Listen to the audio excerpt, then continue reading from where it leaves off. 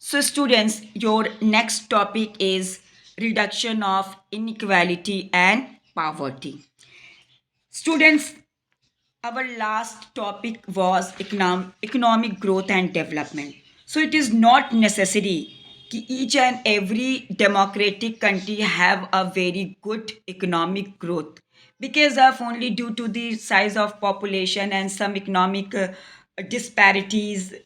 Most of the democratic countries of the world is not too much economically strong, but anyhow always democratic government try to reduce inequality and poverty in among the common people.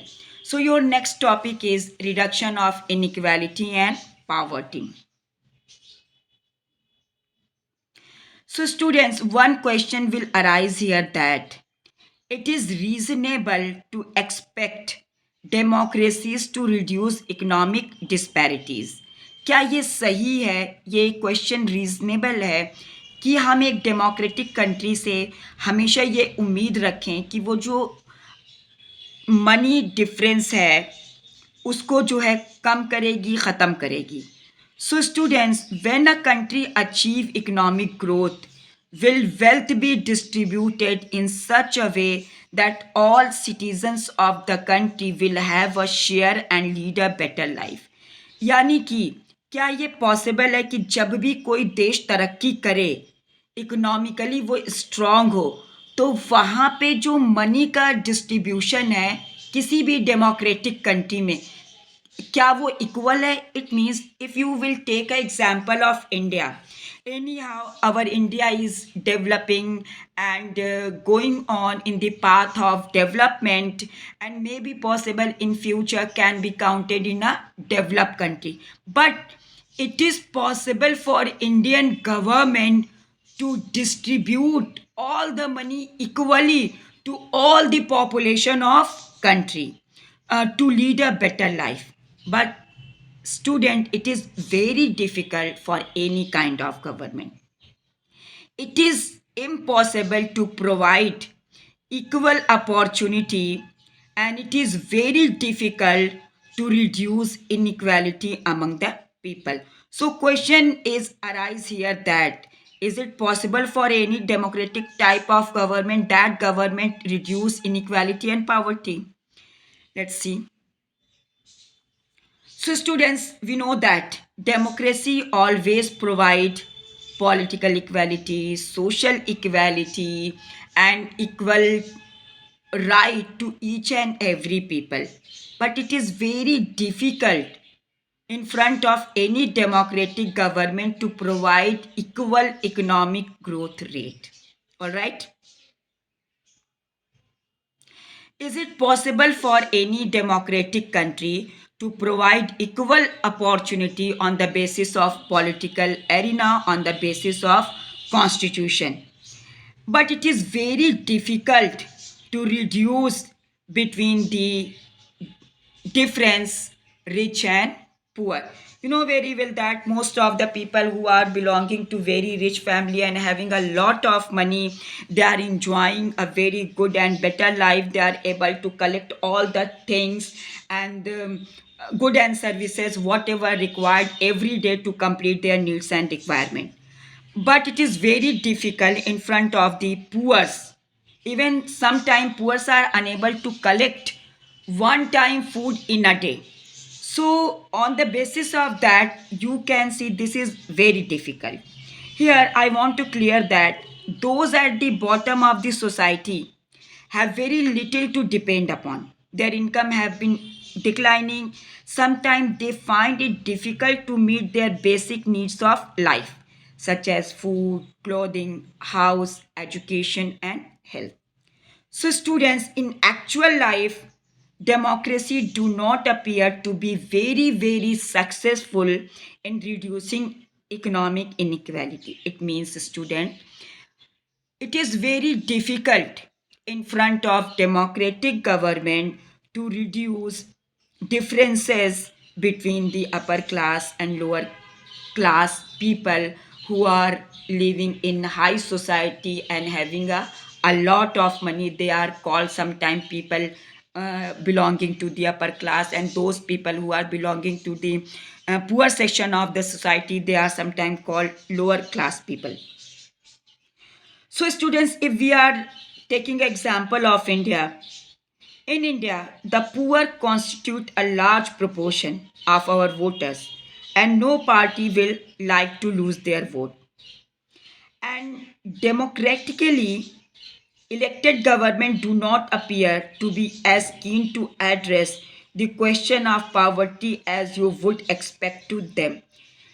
It means our large population of country is poor, and the leader who are elected by the common people, the major vote comes from these poor section of the society.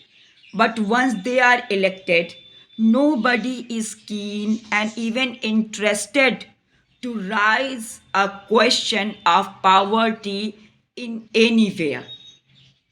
This is very difficult topic in front of any government to discuss on poverty, because we can say somewhere it is very difficult in front of democratic government to reduce inequality and poverty. But students, here we have to always read possible point.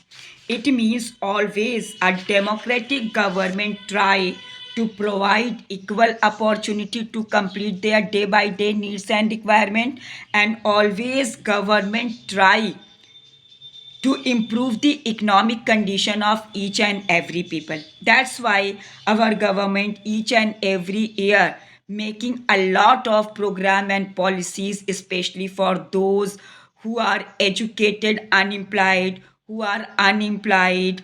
So you can see a number of programs and policy like PMRY, Narega, or Manrega, and number of programs started by government to provide employment and always try to reduce inequality between the people. Okay. Okay. Your next point is accommodation of social diversity. So students, again, this is one very important question related to the democracy, that is democracy is successful to reduce social differences. So students, do democracy lead to peaceful and harmonious life among citizens? And it will be a fair expectation that democracy should produce a harmonious social life. Yes, why not? Anybody can expect with the democratic government that it is the responsibility of government to provide equal opportunity and to reduce the social diversity or differences or inequality among the society. To understand this topic, you can take an example of Belgium again. As I told you that Belgium changed their constitution 4 times. Why? Only to provide equal opportunity and to reduce social differences. And you can take example of India also. In India, our constitution makers thought each and every point to reduce differences between the upper class, lower class, Hindu, Muslim, Sikh, Isai, those people who have powerful, and for those also who are not powerful. So in this way you can understand that yes, always democratic government tries to sort out the problem, to reduce differences, or to reduce social diversity from the country. And always government is trying and is successful. For example, even in any democratic country, no society can fully and permanently resolve conflict among different groups. It means लोग कहते हैं ना कि जहाँ पे घर में 4 member रहते हैं, 6 मेंबर रहते हैं, तो कभी ना कभी उनके बीच में थोड़ा बहुत कहा सुनी, बहस तकरार, छोटी मोटी लड़ाइयाँ हो जाती हैं. तो स्टूडेंट आपको यहाँ पे ये सोचना है कि हमारी कंट्री या कोई भी डेमोक्रेटिक कंट्री इतनी बड़ी है जहाँ पे इतने तरह के लोग होते हैं जो हर कल्चर से रिलीजन से बिलोंग करते हैं। तो ये आप सोच सकते हैं कि ये इम्पॉसिबल है कि किसी के बीच में कोई प्रॉब्लम क्रिएट ना हो। सो स्टूडेंट्स, हम समझ सकते हैं कि कहीं ना कहीं कभी ना कभी थोड़ी बहुत जो है मिसअंडरस्टैंडिंग क्रिएट हो सकती है। So, students, point is, but we can certainly learn to respect these differences and we can also evolve mechanism to negotiate the differences. It means always democratic country tries to reduce social diversity with the help of constitution. And in non-democratic country, no problem. Or in dictatorship type of country, no problem. They are blind eye. They don't see, they do not think anything about common people. They are taking only one side decision, what is only beneficial to restore the dictatorship for very long period of time. But in democratic country, our country like always thinking a lot to reduce differences. But आपने देखा होगा कि इतना करने के बाद, constitution में equality देने के बाद, डिग्निटी को इनहेंस करने के बाद, रूल्स एंड रेगुलेशन इक्वल बनाने के बाद भी छोटे मोटे राइट्स, दंगे फसाद हो जाते हैं। लेकिन इस वजह से भी हम डेमोक्रेसी को नेग्लेक्ट नहीं कर सकते। Here we have to understand anyhow democracy is a good form of government. Here I want to clear this topic with the help of one example related to the Sri Lanka. In Sri Lanka, country is ruling according to the majority of the pure Sri Lankan. Because in Sri Lanka there is no right for Tamil Sri Lankan. It means who migrated from India to Sri Lanka. कहने का मतलब है बेटा, श्रीलंका में हमेशा civil war, economic crisis, economic problem है।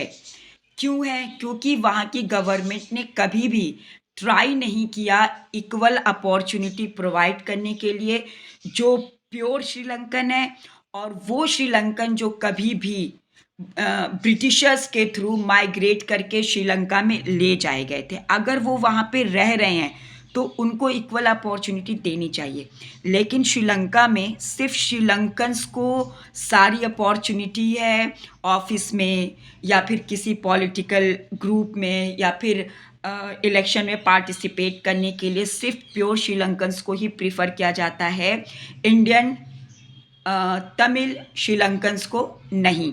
जिसकी वजह से आपने कुछ दिनों पहले सुना कि वहाँ पे सिविल वॉर शुरू हो गई है, इकोनॉमिक क्राइसिस है, बहुत सारी प्रॉब्लम है। और इसी के जस्ट अपोजिट आप देख सकते हैं कि बेल्जियम में किसी भी इतने ग्रुप का डोमिनेशन ना हो जिसकी वजह से वहाँ पे सारे इतनी ग्रुप को इक्वल अपॉर्चुनिटी दी गई है। तो हम ये कह सकते हैं कि इंडिया में और बेल्जियम टाइप ऑफ कंट्री में हमेशा सोशल डिफरेंसेस को दूर करने की कोशिश की गई है, लेकिन श्रीलंका में नहीं। So students, here I want to discuss two important point which is given in your book in the topic accommodation of social diversity. That is, it is necessary to understand that democracy is not simply ruled by majority opinion. The majority always needs to work with the minority.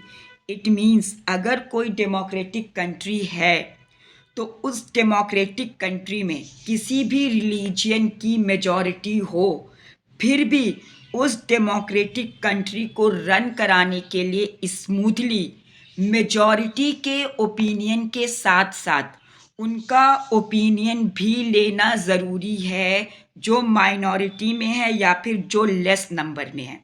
अगर ऐसा नहीं होता है तो श्रीलंका जैसी problem create होती है। But in India, one religion having a majority in our country and some religion in minority.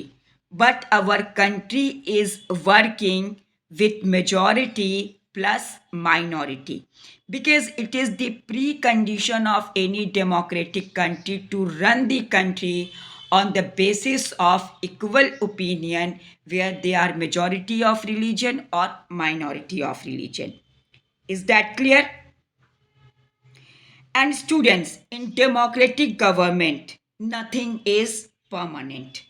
Each and every point, ideology, program, and policy is continuously changing. Even our leader is also changing every after 5 years. That's why, to reduce social diversity in any democratic country, it is very important to run the government on the basis of majority of opinion or ideas and minority opinion and ideas. Point number two is, it is also necessary that rule by majority does not become rule by majority community in term of religion or race or linguistic group. कहने का ये मतलब है कि अगर किसी country में किसी धर्म के लोग नंबर में ज़्यादा हैं तो उन्हीं के बेसिस पे गवर्नमेंट बन जाए और माइनॉरिटी को नेग्लेक्ट कर दिया जाए. अगर ऐसा किसी कंट्री में होता है तो उस कंट्री में क्या होते हैं, सिविल राइट होते हैं. That's why it is very important to rule by majority means that in case of every decision or in case of every election, different persons who belong to the different groups are also having a equal right to participate in election process or to make any kind of decision. So students, democracy remains democracy when, as long as every citizen has a chance of being in majority and some point of time. यानी कहने का मतलब है कि अगर किसी country में majority के वोट पे जनता जो है अपने लीडर्स को चुनती है, तो कहीं ना कहीं कभी ना कभी माइनॉरिटी की भी मेजॉरिटी बनना चाहिए और उनके पॉइंट ऑफ व्यू को भी लेना चाहिए. Is that clear for everyone? So student, on the basis of this 2 point, you can understand that if we want to reduce social differences, then we have to follow the notion, the ideology of majority plus minority equally. Okay? And the last topic of this chapter is dignity and freedom of the citizen. So in this topic, we have to understand that democracy is providing equal opportunity to each and every people, like Hindu, Muslim, Sikh, ईसाई. तो students, हमारी country में पहले upper class के लोगों को ज़्यादा opportunity थी, लोअर क्लास के लोगों को नहीं, और स्पेशली फीमेल को तो कोई अपॉर्चुनिटी ही नहीं थी. तो इसमें ये आपको समझना है कि क्या इंडिपेंडेंस के बाद हमारी कंट्री ने सभी की डिग्निटी को पॉइंट ऑफ व्यू में रखा है. देश के हर व्यक्ति के पास उसकी अपनी पहचान, उसकी डिग्निटी, उसका राइट है या नहीं. So student, yes, democracy stand much superior in any form of government, and democracy always promote dignity and freedom of each and every individual, whether he or she is belong to upper class, lower class, male or female, Hindu, Muslim, Sikh or Isai. Sometimes some conflict we can see between some religion groups, but it is solved with the help of constitution. And students, on the basis of this topic, you can understand, after the making of constitution, our constitution guaranteed to each and every people of country to provide equal opportunity and to enjoy the equal opportunity. For example, earlier, it means after the independence, there was no equality for lower section of the society and for female. But after the long process, agitation and movement started by the lower class and female, तब जाके हमारे country ने constitution में lower class people को और female को भी equal right दिया है. जैसे कि आपने देखा होगा कि बहुत सारे प्रोग्राम्स इस टाइम गवर्नमेंट के थ्रू प्रमोट किए गए हैं सिर्फ फीमेल की डिग्निटी को इम्प्रूव करने के लिए. सो students, here the point is, in some case, if we are talking dignity of women, most societies across the world were historically male dominated. It means our Indian society was male dominated and there was no equal treatment of women necessary. Not even in India, in most part of the world. आपने Europe वगैरह की भी history पढ़ी है जहाँ पे female को कोई राइट नहीं था पहले, लेकिन उन्होंने बहुत सारे मूवमेंट किए, डिमांड किया, तब जाके उनको राइट मिला. सेम एज सेम इंडिया में भी ऐसा ही है. It means that women are actually always treated with no respect. But after some time later, whatever actions taken by even our government and even our social reformers like Raja Ram Mohan Rai and number of people who are working in India for the welfare of the lower section of the society and the for female, and after a very long struggle legally, constitutionally, our female and lower section of the society have a equal right on and have a individual dignity, and also they are enjoying individual freedom and dignity in our country and in different part of the country where democracy is existing. So students, democracy in India has strengthened the claims of the disadvantaged and discriminated caste for equal status and equal opportunity.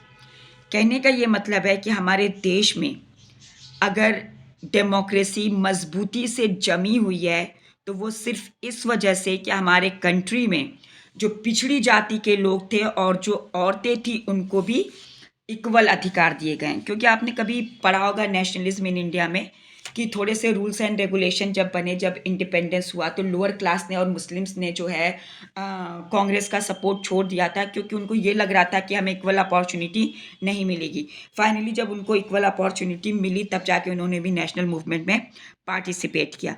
So students, on the basis of all the above topic, you can understand that yes, democracy always enhances the dignity of each and every common people who are living within a democratic country and always try to provide equal opportunity.